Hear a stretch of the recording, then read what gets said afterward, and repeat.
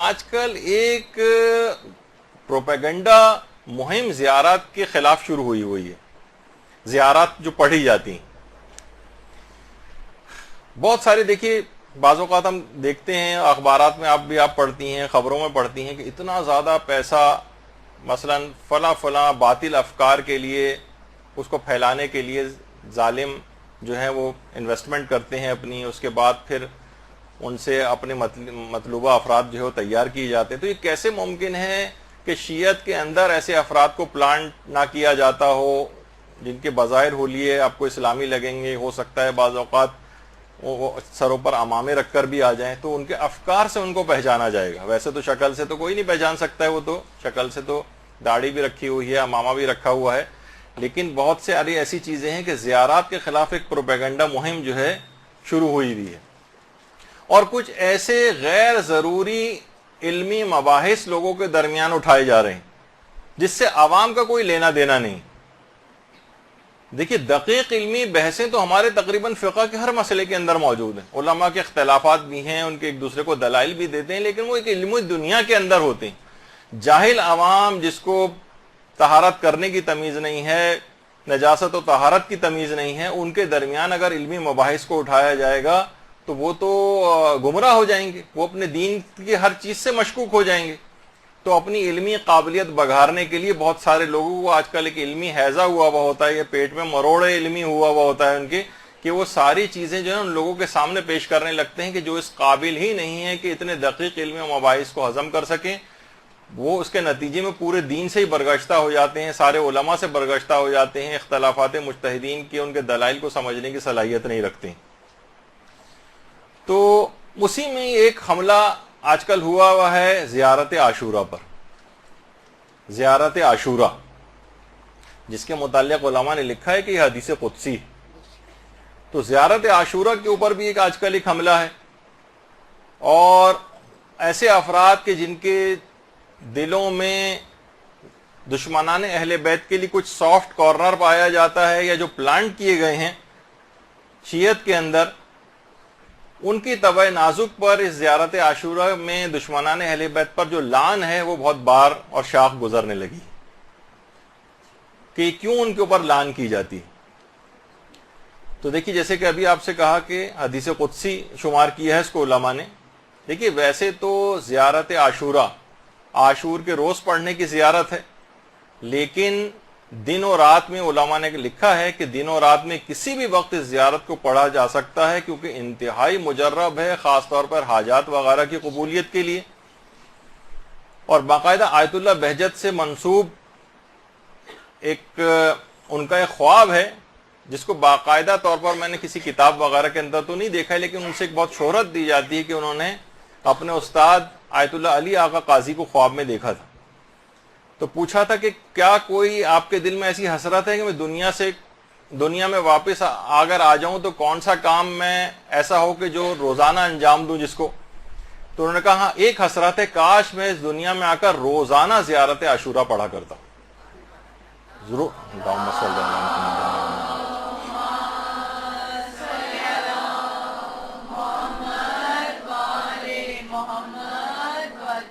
اچھا، عام زیارتیں بھی جو آپ پڑھتی ہیں اس کے اندر ایک بات اس کے اندر اور بیان کر دی جائے، وہ یہ ہے کہ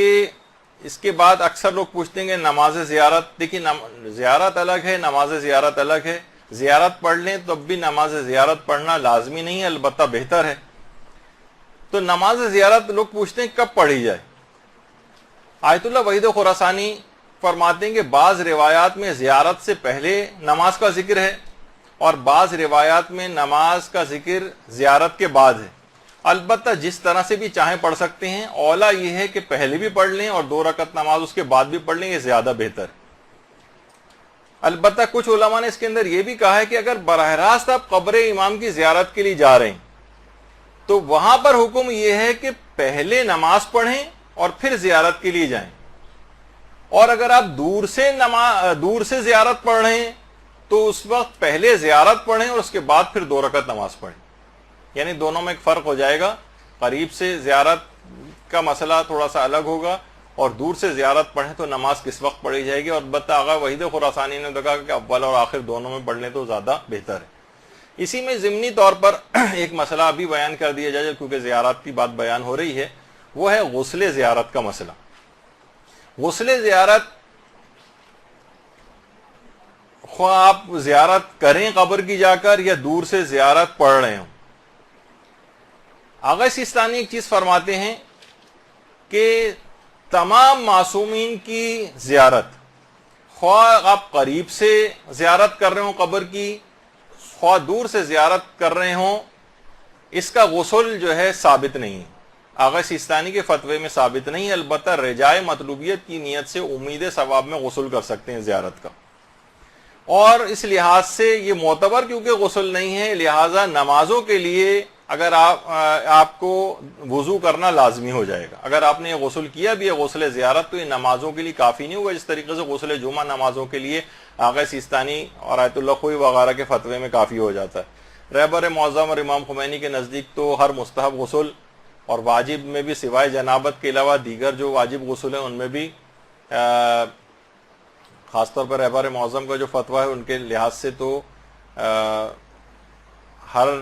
غسل جنابت کے علاوہ ہر غسل کے بعد جو ہے وہ وضو کی ضرورت پیش آتی ہے۔ تو لیکن آغا سیستانی فرماتے ہیں کہ غسل جمعہ معتبر غسل ہے، ڈائریکٹ بھی آپ غسل کے بعد نماز پڑھ سکتی ہیں بغیر وضو۔ البتہ غسل زیارت اگر آپ نے کیا ہوا ہے تو وہ نماز کے لیے کافی نہیں ہے اور آپ کو اس کے بعد وضو لازمی کرنا پڑے گا، خواہ دور سے ہو خواہ نزدیک سے ہو۔ مرحوم آیت اللہ خوئی کا پہلے یہ نظریہ تھا کہ خواہ دور سے آپ زیارت پڑھ رہے ہوں چاہے قریب سے قبر کی زیارت کر رہے ہوں، دونوں صورتوں میں غسل وضو کے لیے کافی ہے۔ لیکن انتقال سے کچھ عرصے پہلے آغا خوئی نے اپنے فتوے کو بدل دیا تھا کہ قریب سے تو غسل زیارت کر رہے ہوں تو غسل کافی ہے، لیکن اگر کوئی شخص دور سے زیارت پڑھ رہا ہے تو اس کا جو غسل کرے گا وہ نماز کے لیے کافی نہیں ہوگا، اس وضو کے لیے کافی نہیں ہوگا اور اس کے لیے وضو کرنا لازمی ہوگا۔ تو میں نے سوچا کہ یہ بہرحال ایک مسئلہ ہے کہ غسل کرنے کے بعد، غسل زیارت کرنے کے بعد کیا براہ راست نماز پڑھ سکتے ہیں؟ نہیں تو یہ والا مسئلہ بھی ہاتھ کے ہاتھ ہی بیان ہو جائے۔ اچھا، اب زیارت عاشوراء میں ایک سجدہ آتا ہے، اس میں بھی لوگ یہ پوچھتے ہیں کہ کیا اس سجدے میں قبلہ رخ ہونا ضروری ہوتا ہے یا ضروری نہیں ہوتا؟ تو دیکھیے، قبلہ سجدہ کیونکہ اللہ کو کیا جا رہا ہے تو وہ کسی بھی سمت میں سجدہ ہو سکتا ہے، حتیٰ کہ اس میں کربلا کی طرف رخ کر کے بھی سجدہ کر سکتے ہیں۔ یعنی اپنا رخ جس وقت آپ زیارت عاشوراء کے اندر جو سجدہ آتا ہے اور ایک دعا اس کے اندر پڑھی جاتی ہے وہ آپ کربلا کی طرف رخ کر کے بھی کر سکتے ہیں اور کسی اور سمت میں بھی کر سکتے ہیں۔ البتہ اس میں بھی بہتر یہ ہے کہ قبلے کی طرف رخ کر کے سجدہ کیا جائے۔ اچھا، اب اس کے اندر ایک مسئلہ اور یہ آتا ہے، وہ تیز رفتاری کے ساتھ ٹائم جا رہا ہے لیکن بہرحال وہ یہ مسئلہ آتا ہے کہ اس کی اب سند کے اوپر ایک بحث اٹھائی جاتی ہے زیارت عاشوراء کی، خاص طور پر کہ اس کی سند میں اشکال ہے۔ اور دیکھیے، سب سے پہلی بات تو وہی کہ یہ دقیق علمی مباحث عوام کے لیے نہیں، اس سے پورا دین مشکوک ہو جاتا ہے۔ اور اس کی مثال علماء یہ بیان کرتے ہیں کہ مثلا ایک عام مریض ہو، اس کے سامنے آپ بہت سارے اسپیشلسٹوں کے پرسکرپشنز لا کے رکھ دیں اور کہیں کہ تم خود تحقیق کرو اور دیکھو کہ ان میں کس کا پرسکرپشن صحیح ہے، تو آپ کے خیال میں کتنے مریض ایسے ہوں گے کہ جو یہ تحقیق کر کے بتا سکیں گے آپ کو، یہ علمی لحاظ سے اتنے مضبوط ہوں گے کس ڈاکٹر نے، کس اسپیشلسٹ نے کون سا پرسکرپشن صحیح لکھا ہے؟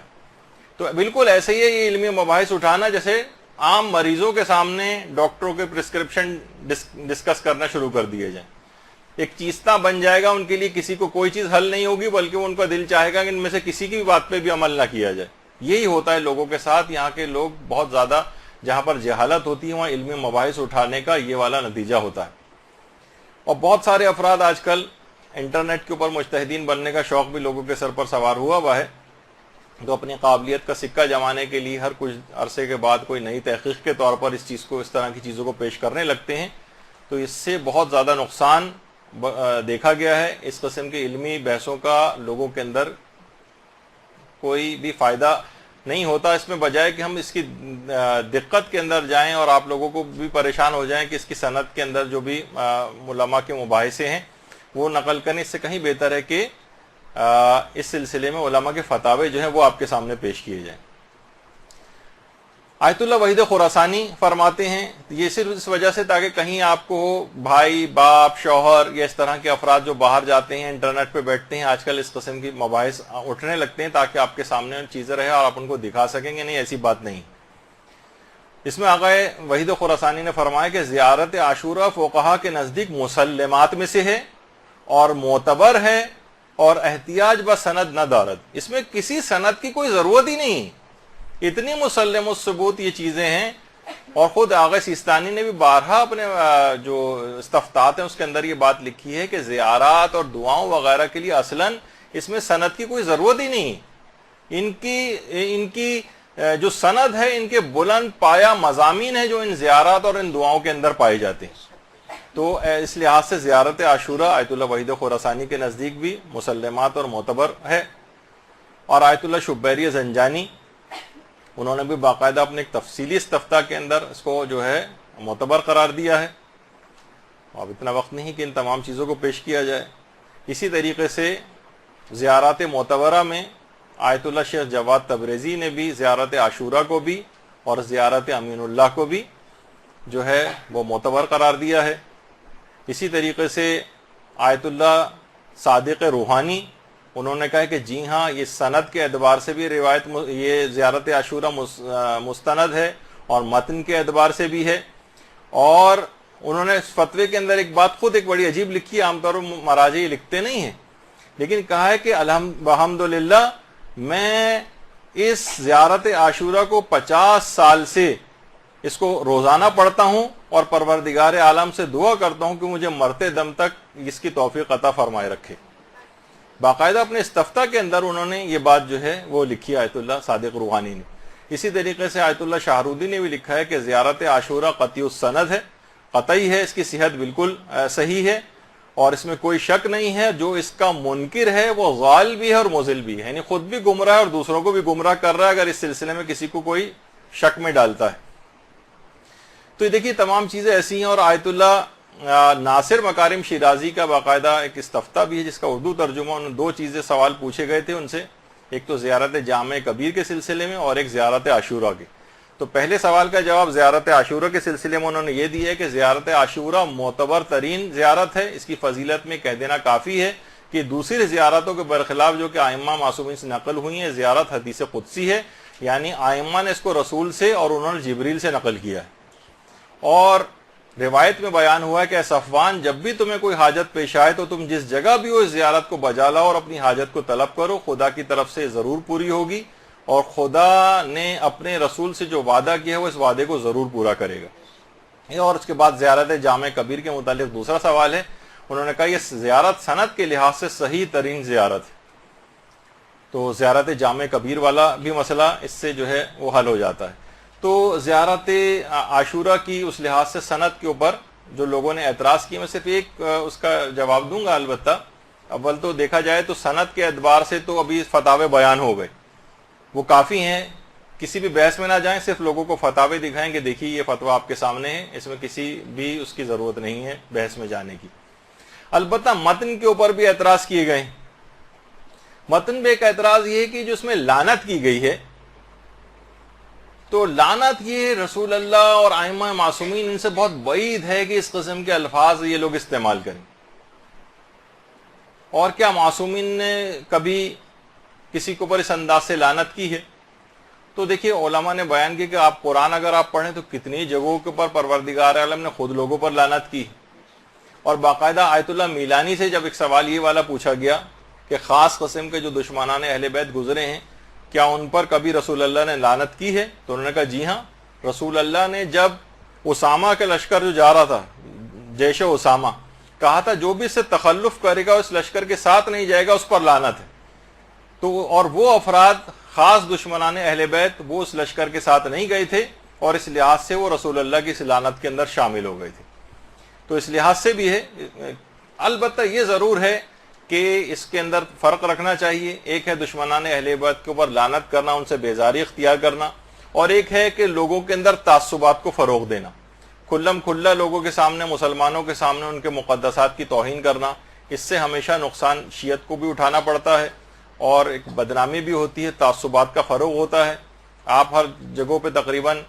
اقلیت کے اندر ہوتے ہیں، ان جگہوں کے پر آپ کو نقصان اٹھانا پڑتا ہے.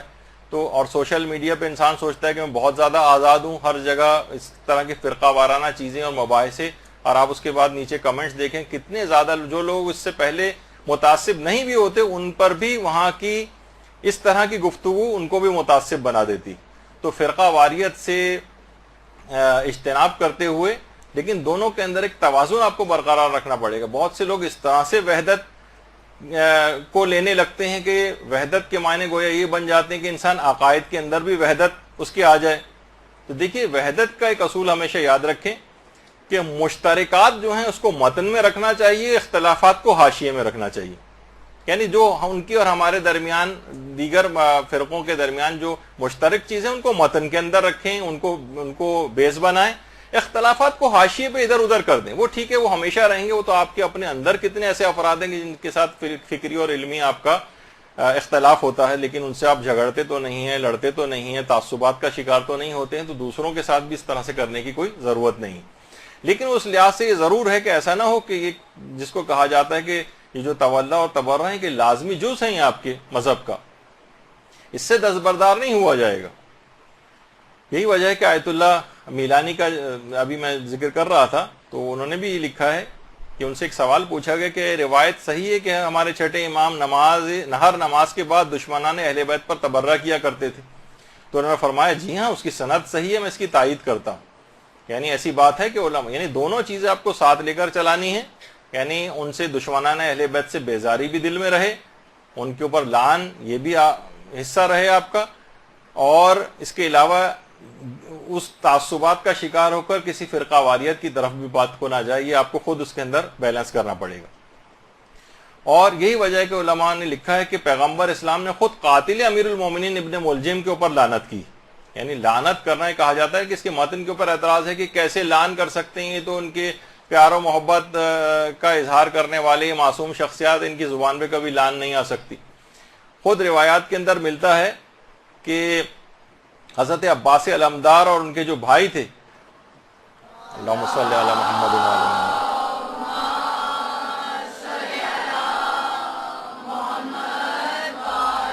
محمد، شمر جو ہے ان کے لیے ایک امان نامہ لے کر آیا تھا باقاعدہ. اچھا دیکھیے، لوگ کہتے ہیں کہ دیکھیے وہ اپنے خاندان کے اعتبار سے ان کا دور پرے کی رشتہ داری ہوتی تھی، اس وجہ سے وہ امان نامہ لے کر آیا تھا. یہ اس طرح سے آج ہوتا ہے نا کہ مخالف کیمپ کے لوگوں کو توڑا جائے، انسینٹیوز دے کے ان کے لشکر میں پھوٹ ڈالی جائے تو ہمارے ساتھ مل جاؤ تو جان بخشی ہو جائے گی، تاکہ تتر بتر ہو جائے لشکر. وہ کسی محبت کی وجہ سے نہیں تھا، نہ کسی قبیلے کی وجہ سے تھا، بلکہ لشکر امام کو توڑنے کی ایک سازش تھی. تو انہوں نے نہ صرف یہ کہ اس کی پیشکش کو بالکل ٹھکرا دیا تھا حضرت عباس علمدار اور ان کے بھائیوں نے، اور کہا کہ تیرے ہاتھ ٹوٹ جائیں اور تیرے اس امان نامے پر بھی لعنت ہو. یعنی یہ جو لفظ ہے یہ دشمنان اہل بیت کے لیے عام طور پر زبان معصومین کے اندر بھی رائج رہا ہے، اور حضرت عباس کے متعلق بھی ملتا ہے کہ انہوں نے اس انداز سے لعن کی تھی. اور یہی وجہ ہے کہ جو تولا اور تبرہ کہا جاتا ہے یہ مومن کے دو بالوں پر ہیں جس سے مومن جو ہے پرواز کرتا ہے. اور روایات میں یہ بات بھی آئی ہے بہار میں کہ جو شخص بھی تولا کو قبول کرتا ہے لیکن تبرہ کو قبول نہیں کرتا، اس کی مثال اس شخص کی سی ہے جس کی ایک آنکھ ہو، کانا، ایک آنکھ سے نابینا، یعنی یہ کامل نہیں ہے یہ شخص. اور ایک روایت کے اندر بہار میں یہ بھی آیا کہ جو تولا مانتا ہے اور تبرہ نہیں مانتا ہے وہ جھوٹا ہے، اسے جھوٹا قرار دیا گیا ہے. یہی وجہ ہے کہ ہمارے کتنے علماء ایسے گزرے ہیں جیسے کہ آیت اللہ کوہستانی، یہ فرماتے تھے کہ تبرہ جو ہے تولا سے بھی بالا تر، اور اس کا خود ثواب تولا سے بھی زیادہ ہے. اور فرماتے تھے روایات اس پر شاہد ہیں، ہم نے اپنی طرف سے ویسے ہی نظریہ نہیں رکھا ہے، لیکن بہت سارے علماء اس کے قائل رہے. اسی طریقے سے آیت اللہ بہجت کے متعلق تو یہ بات مشہور ہے کہ آیت اللہ بہجت ہمیشہ اپنی نمازوں کا جو رکوع ہوتا تھا اس میں قاتل امیر المومنین پر لعنت کرتے تھے، اپنی واجب نمازوں کے رکوع میں. وہ اس کی تفصیل ہم بیان کر چکے ہیں کہ نام لینے سے فقط جو ہے وہ یا کسی خاص شخص کا تذکرہ کرنے سے نماز باطل نہیں ہوتی، وہ خاص طور پر گواہی دینے سے یا جز سمجھتے ہوئے اس انداز سے گواہی اگر دی جائے تو اس سے نماز پہ فرق پڑتا ہے، جو کہ ہم شہادت ثالثہ کے سلسلے میں جو ہے اپنی بحث کے اندر تذکرہ کیا تھا۔ تو آیت اللہ بہجت کا طریقہ کار یہ تھا کہ خود نمازوں کے اندر لعن کیا کرتے تھے قاتل امیر المومنین پر۔ اور عین الحیات جو علامہ مجلسی کی کتاب ہے، اس میں روایت ہے کہ چھٹے امام باقاعدہ ہر نماز کے بعد مصلی پر اس وقت تک اٹھتے ہی نہیں تھے جب تک کہ نام لے کر 8 دشمنان اہل بیت کے اوپر لعنت نہیں کر دیتے تھے۔ لعنت کرتے تھے 8 دشمنان اہل بیت پر۔ تو باقاعدہ روایت کے اندر ہے بھی، شاید القطرہ جو کتاب ہے اس کے اندر ہے، لیکن میں نے صرف حوالے کے طور پر اس کو دیکھا ہے، خود کتاب کے اندر نہیں دیکھا ہے، کہ چوتھے امام سے باقاعدہ کسی نے پوچھا کہ مولا درود بھیجیے محمد علیہ وسلم،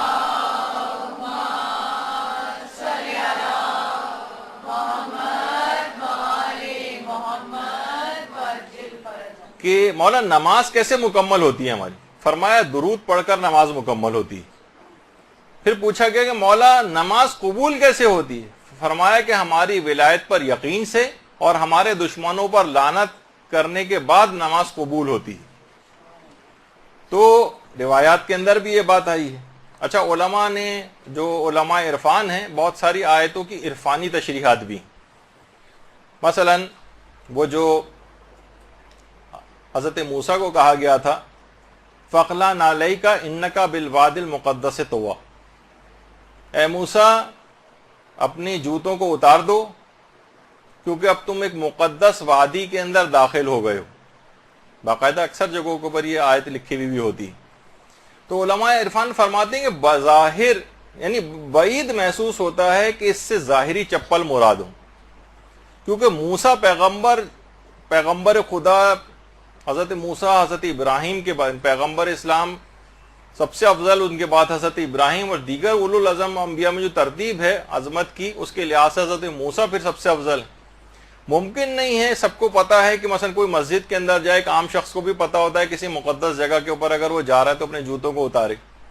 تو علماء عرفان نے لکھا ہے کہ یہاں پر جوتے بظاہر مراد نہیں ہے، بعید محسوس ہوتا ہے کہ اتنا جلیل القدر نبی، اس کو یہ فقہی مسئلہ گویا بتایا جائے کہ تم اپنے جوتوں کو یہاں پر اتارو۔ تو اس سے مراد یہ تھی، نالین سے مراد یہ ہے کہ کوئی جتنی بھی پست اور حقیر چیزیں اس سے مراد ہے کہ موسیٰ خدا کے پاس آنے کے لیے، اس کا قرب حاصل کرنے کے لیے پست اور کمتر چیزوں سے تمہیں دوری اختیار کرنا ہے، جس کے اندر ایک پیغام بھی تھا۔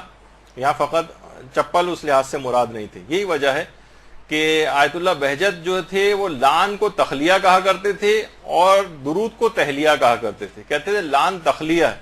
کہتے تھے پہلے جتنی بھی گند بلا جتنا بھی ہے گھر میں جھاڑو دے کر اس کو صاف کرو، اس کے بعد پھر مہمان کو طلب کرو اپنے گھر میں۔ تو کہتے تھے لعن کے معنی یہ ہے کہ تمام دشمنان اہل بیت پر بیزاری اختیار کر کے ان کو اپنے قلب سے دور کر دو تاکہ وہ جگہ پاک و پاکیزہ ہو جائے، اس کے بعد پھر درود پڑھ کر، وہ تہلیہ ہے، پھر اس جگہ پر اس مہمان کو طلب کرو، یعنی رحمت خداوندی وغیرہ وہ پھر اس جگہ کے اوپر آئے گی۔ اللہم صلی علی محمد وعلی آل محمد۔ اچھا، حوزہ علمیہ کے ایک عالم کا خواب بہت سی کتابوں کے اندر موجود ہے، جس میں انہوں نے کہا کہ ایک زمانے میں یہ تھا کہ سوال بہت گردش کر رہا تھا کہ صلوات زیادہ افضل ہے یا لعن زیادہ افضل ہے۔ تو کہنے میں نے ایک دفعہ سویا اور سونے کے بعد پھر میں نے خواب میں دیکھا کہ آیت اللہ العظمیٰ سید محمد رضا گل پائیگانی کسی جگہ بیٹھے ہوئے ہیں اور لوگوں کے سوالات کے جوابات دے رہے ہیں، اور میں نے دیکھا کہ خط ان کے پاس آیا ہے اور کوئی ان کو خط پڑھ کر سنا رہا ہے کہ آغا یہ سوال آیا، اور اس سوال کے اندر بالکل یہی سوال ہے جو میرے دماغ میں گردش کر رہا تھا اس سے پہلے، اور یہ بحث تھی کہ لعن زیادہ افضل ہے یا صلوات زیادہ افضل ہے۔ تو آیت اللہ گل پائیگانی نے اس وقت اس کا جواب لکھوایا کہ دشمنان اہل بیت پر لعن زیادہ افضل ہے۔ کہہ رہے ہیں ایک دم سے میری آنکھ کھلی۔ اچھا، وہ زمانہ وہ تھا جب آیت اللہ رضا گل پائیگانی حیات تھے۔ وہ کہہ رہے ہیں میں اٹھ کر آیت اللہ گل پائیگانی کے پاس آیا اور آنے کے بعد ان کو اپنا خواب سنایا۔ آیت اللہ گل پائیگانی نے اس بات کی تصدیق کی اور کہا میرا یہی نظریہ ہے، اور تم اپنے اس خواب کو حضرت زہرا کے ماننے والوں کو بیان کرو۔ اللهم صل علی محمد وعلی محمد۔ تو علماء کے اندر باقاعدہ یہ بحث رہی ہے، اور یہی وجہ ہے کہ علماء کہتے ہیں کہ اگر تبرہ نہ ہو تو انسان حقیقت میں اس کا تولا بھی ثابت نہیں ہوتا ہے۔ یہ دونوں بالکل ایک لازمی جز ہیں۔ اچھا، اب ایک اعتراض تو لان کے سلسلے میں تھا، اور لان پہ یہ کہا جاتا ہے کہ زیارت عاشورہ میں اصلاً لان نہیں تھی، یہ بعد میں اضافہ کی گئی۔ اچھا، دلیل اس میں جو دی جاتی ہے اس کا بھی میں آپ کو بتا دیتا ہوں کہ کیا ہے اس کے پیچھے۔ اس میں ابن طاؤس کا ایک قول جو انہوں نے مصباح الزائر کے اندر لکھا ہے، وہ لوگ عام طور پر بیان کرتے ہیں۔ مصباح الزائر میں ابن طاؤس نے، سید ابن طاؤس نے لکھا ہے کہ شیخ طوسی کی کتاب مصباح الکبیر، مصباح الکبیر کا دوسرا نام مصباح المتہجد بھی ہے، اس کے اندر میرے پاس جو نسخہ ہے اس میں لان اور سلام جہاں پر یہ لان آئی ہے وہاں پر یہ جملے نہیں لکھے ہوئے، یعنی شیخ طوسی کی مصباح الکبیر میں۔ اچھا، شیخ طوسی کی دو کتابیں ہیں، ایک مصباح الکبیر ہے جو کہ مفصل ہے، یعنی جس کا نام مصباح المتہجد ہے، آج کل اس کے نام سے زیادہ وہ ہے یہ معروف، اور دوسری ہے مصباح الصغیر۔ مصباح الصغیر اسی کی تلخیص اور خلاصہ ہے مصباح الکبیر کا۔ مصباح الکبیر کافی تفصیلی ہے، اس کو خلاصہ کر کے مصباح الصغیر بھی انہوں نے لکھی ہے شیخ طوسی نے۔ وہ کہہ رہے ہیں کہ مصباح الکبیر جو میرے پاس ہے اس کے اندر لان کے جملے نہیں ہیں، البتہ مصباح الصغیر کے اندر یہ جملے لکھے ہوئے ہیں۔ تو لوگ کہتے ہیں کہ دیکھیے مصباح الکبیر میں سے صحیح، آپ کو صرف یہ پیش کریں گے کہ مصباح الکبیر کے اندر شیخ طوسی، ابن طاؤس نے لکھا ہے کہ شیخ طوسی نے لان نہیں لکھی ہے، اس کا مطلب ہے کہ لان کا اضافہ بعد میں کیا گیا، اصل روایت کے اندر لان نہیں تھی۔ یہ کچھ چیزیں پیش کی جاتی ہیں۔ اچھا، اب دیکھیے کہ آج بھی جو قدیم مصباح الکبیر کے، مصباح المتہجد کے جو قلمی نسخے لائبریریوں کے اندر ہیں اس کے اندر بھی لان موجود ہے۔ تو اب ظاہر ہے، لیکن ابن طاؤس بھی ایک ثقہ عالم دین ہے، اس کا مطلب یہ تھا کہ ابن طاؤس کے پاس جو مصباح الکبیر تھی، جو نسخہ تھا، وہ کامل نہیں تھا، یعنی اس میں یا تو کچھ صفحات الگ ہو گئے تھے یا وہ صفحات نکال دیے گئے تھے اس میں سے، یعنی ان کے پاس وہ نسخہ مکمل نہیں تھا۔ دیکھیے اس زمانے میں چھاپے خانے تو ہوتے نہیں تھے، قلمی نسخوں والی کتابیں ہوتی تھیں، تو اور یہ علماء فرماتے ہیں کہ بہت بعید ہے، ممکن نہیں کہ مفصل کتاب میں تو لان نہ لکھیں اور جو خلاصہ کر کے مختصر کتاب لکھی ہے اس میں اضافہ کر دیں۔ یہ خود بھی کہ نہیں، عقل اس کو قبول نہیں کرتی، اور مصباح الکبیر کے جو پرانے نسخے ہیں جبکہ اس میں بھی موجود ہے۔ اس کا مطلب یہ ہے کہ فقط اور فقط ان کے پاس جو نسخہ اس وقت موجود تھا ابن طاؤس کے پاس، وہ اس مصباح الکبیر کا، صرف اس میں لان نہیں تھی یا تو صفحات نکال دیے گئے تھے۔ اور علماء فرماتے ہیں کہ بہت اس بات کا امکان ہے کہ وہ کسی خاص، ابھی میں وجہ بتاتا ہوں، اس کی خاص وجوہات کی بنا پر بھی ایسا ہونا ممکن ہے۔ تو بہرحال اچھا، ایک بات اور بھی کہ کیا زیارت عاشورہ ایک ہی ہے؟ تو آپ کو کئی نسخے زیارت عاشورہ کے آپ کو نظر آئیں گے، کچھ میں الفاظ کا اختلاف ہے، تو اس سے یہ کمزور نہیں پڑ جاتی کہ دیکھیں اس کا کوئی ایک نہیں ہے، الگ الگ نسخے ہیں۔ تو علماء فرماتے ہیں کہ زیارت عاشورہ کے جو بہت سارے نسخے موجود ہیں، الگ الگ کچھ ان کے اندر جملے بھی ہیں، تو یہ کس وجہ سے ہیں کہ کسی جگہ پر جیسے شیخ ابن طاؤس کے پاس جو نسخہ تھا اس کے اندر لان نہیں تھی۔ وجہ اس کی یہ ہے کہ شیعت انتہائی خطرناک ترین ادوار سے گزری، تقیے لوگوں نے اپنی جان، مال، عزت و آبرو کو لٹاتے ہوئے دین کو یہاں تک پہنچایا ہے۔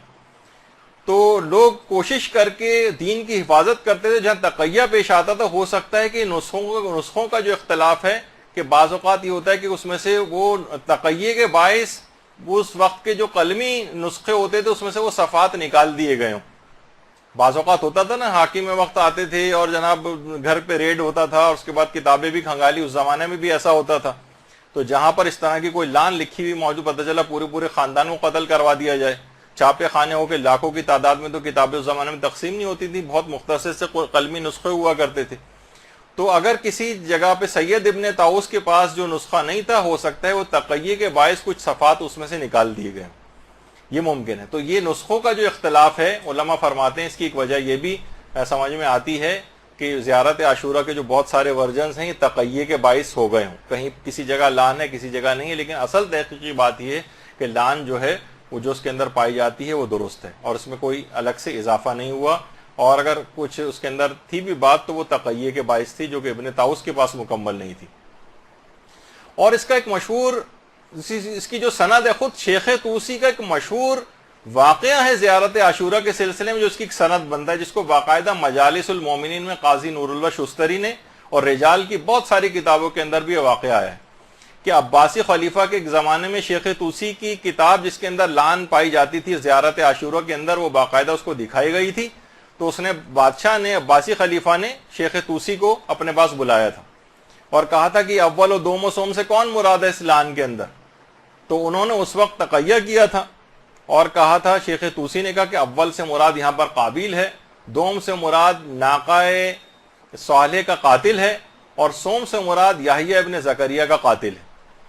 تو بہرحال اس زمانے میں بھی یعنی زیارت عاشورہ کے اندر لان پائی جاتی تھی. شیخ طوسی کی کتاب نکال کر باقاعدہ دکھائی گئی تھی، اور قاضی نور اللہ شستری نے مجالس المومنین پورا واقعہ لکھا ہے، رجال کی بہت ساری کتابوں کے اندر بھی. اس کا مطلب ہے شیخ طوسی کی اصل کتاب کے اندر بھی لان والا حصہ تھا، جیسے کہ اس واقعے کے اندر جو کہ اتنا مشہور ہے کہ کتابیں اس سے بھری پڑی ہیں شیخ طوسی کے اس واقعے سے. تو اس کا مطلب یہ ہے کہ خاص ابن طاؤس کے پاس جو نسخہ آیا تھا اس میں سے وہ صفحات نکلے ہوئے تھے جو تقیہ کے باعث عین ممکن، جس کی وجہ سے یہ شبہ ہوا. لیکن یہ شبہ آپ کے سامنے ویسے تو آپ ابن طاؤس کا صرف قول نقل کر کے پیش کیا جاتا ہے، اس کی تفصیل میں نہیں جاتے، اس وجہ سے لوگوں کو شبہ ہوا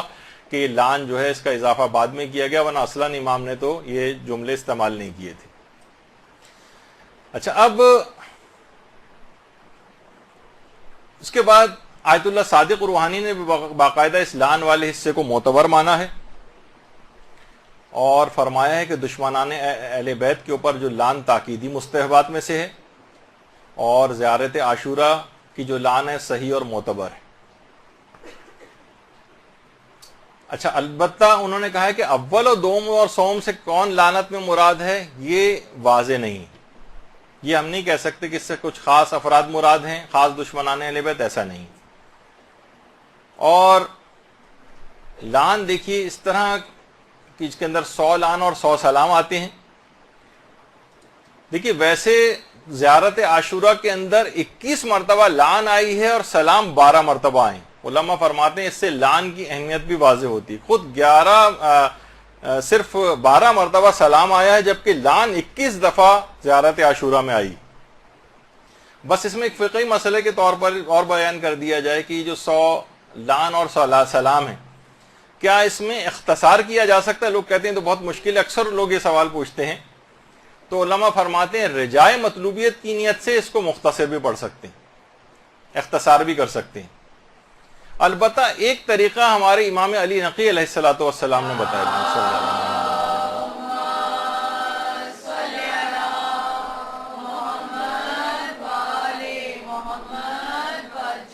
فرماتے ہیں ایک مرتبہ تو کامل لان پڑھ لی جائے، لان ذرا طویل ہے تو ایک دفعہ تو مکمل پڑھ لیں، اور اس کے بعد 99 دفعہ اللہم العنہم جمیعا یہ پڑھ لیں. 99 دفعہ پوری لان پڑھنے کے بجائے 99 دفعہ یہ آپ کہیں اللہم العنہم جمیعا. یہ خود امام نے طریقہ بتایا. اور ایک مرتبہ پورا کامل سلام پڑھ لیں، اور اس کے بعد 99 بار پورا سلام پڑھنے کے بجائے یہ کہیں السلام علی الحسین وعلی علی ابن الحسین وعلی اولاد الحسین وعلی اصحاب الحسین. اللہم صلی محمد.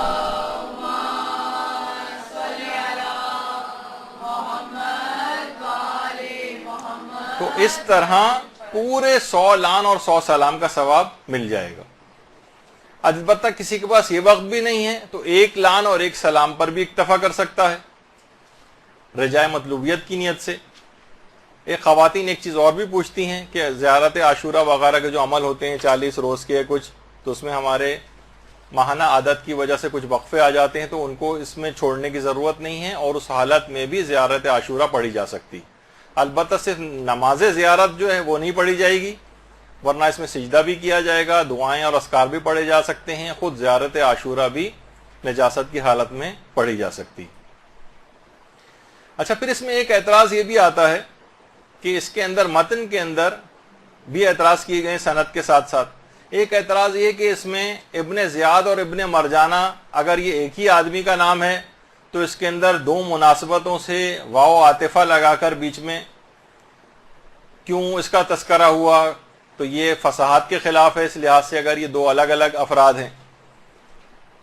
دو الگ افراد ہیں تو صحیح ہے واو عاطفہ، اور اگر ایک ہی آدمی ہے تو دو حوالوں سے اس کا تذکرہ کیوں آیا ہے؟ یہ بھی اس پہ ایک اعتراض ہے۔ تو یہ اس کے سیاہ موروثی کردار کو اجاگر کرنے کے اعتبار سے، یعنی اس کے ابن زیاد کے ماں اور باپ دونوں ملائن تھے، دونوں ملعون تھے، ان کا سیاہ کردار یعنی اس کا زانی باپ اور زانیہ ماں، یہ دونوں اس خاندانی پلیدگی کی طرف اشارہ ہے کہ ابن زیاد اپنے اس لعنتی کردار میں اس کے ماں اور باپ دونوں اس کے شریک ہیں، اور اس میں کوئی تضاد والی بات نہیں ہے، اور نہ ہی یہ کسی فصاحت وغیرہ کے خلاف ہے، اور اس میں تاکہ اس لعن کے اندر اس کے ماں اور باپ دونوں شریک ہو جائیں، اس وجہ سے اس کو الگ سے واو عاطفہ لگا کر اپنی اس کی ماں کا ریفرنس بھی دیا گیا ہے اس لعنت کے اندر، اس کے باپ کا بھی ریفرنس دیا گیا ہے تاکہ وہ بھی اس لعنت میں شریک ہو جائیں۔ پھر اس کے اندر ایک اعتراض یہ بھی ہے کہ اس میں برأت الی اللہ و الیکم منہم، یعنی میں خدا کی طرف سے معصومین کی طرف، میں خدا کی طرف اور معصومین کی طرف برات کرتا ہوں۔ لوگ کہتے ہیں برات تو بیزاری کے معنوں میں ہے، یہ تو صحیح نہیں جو اس کا مطلب بنے گا۔ تو علماء یہ فرماتے ہیں اگر صرف بیزاری یا دوری اگر ہو تو اس کے لیے برات کا لفظ بغیر الہ کے استعمال ہوتا ہے، اور اگر الہ کے ساتھ آ جائے جیسے اس کے اندر آ رہا ہے برأت الی اللہ،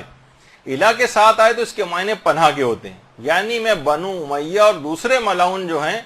ان سے بیزاری چاہتا ہوں اور اللہ اور اہل بیت کے دامن میں پناہ لیتا ہوں، یہاں پر یہ مراد ہے۔ تو بہت سارے اس طرح کے ان چیزوں کے اوپر اعتراضات کیے گئے ہیں، تو لہٰذا آپ لوگوں سے بھی گزارش ہے کہ زیارات کے سلسلے میں، اچھا زیارتوں کے اندر خالی صرف زیارت عاشورہ ہی نہیں بلکہ زیارت ناہیہ کے اوپر بھی بہت زیادہ اعتراضات ہو رہے ہیں آج کل، اور ایک اسکالر صاحب نے تو اپنے تئیں اتنے نامناسب جملے اپنی کتاب میں استعمال کیے گے، معاذ اللہ کوڑے پہ سے پڑی ہوئی زیارات جو ہیں مل گئی ہیں ان کو شامل کر دیا گیا۔ اس طرح سے آج کل دیکھیے بہت سارے ایسے افراد آ رہے ہیں، تو آپ کو خود دیکھنا پڑے گا کہ یہ کون ایسے افراد ہیں، نہ ان کی شکلوں سے دھوکہ کھائیں، نہ اماموں سے دھوکہ کھائیں، بلکہ ان کے افکار کے اوپر نگاہ رکھیں، مراجع کی تعلیمات جو ہیں دماغ میں رکھیں، اور اپنے آپ کو علم سے کے لحاظ سے مضبوط کریں تاکہ ان لوگوں کا دفیہ ہو سکے۔ تو زیارت ناہیہ کے سلسلے میں بھی یہ بات آئی ہے، اور زیارت اب اتنا وقت بھی نہیں میرے پاس، آیت اللہ وحید خراسانی نے بھی اس کے اوپر اعتماد کا اظہار کیا ہے، اور آیت اللہ ناصر مکارم شیرازی کا بھی میں نے اس سے پہلے بیان کیا تھا۔ انہوں نے کہا تھا کہ دو سندوں کے ساتھ ذکر ہوئی ہے زیارت ناہیہ، ایک سند جو ہے معتبر ہے اس کی، ایک غیر معتبر ہے، لیکن ایک سند معتبر بھی ہے، اور اسی طریقے سے دیگر علماء نے بھی اس کو جو ہے معتبر روایتوں کے اندر سے قرار دیا ہے۔ برحمتک یا ارحم الراحمین وصلی اللہ علی محمد و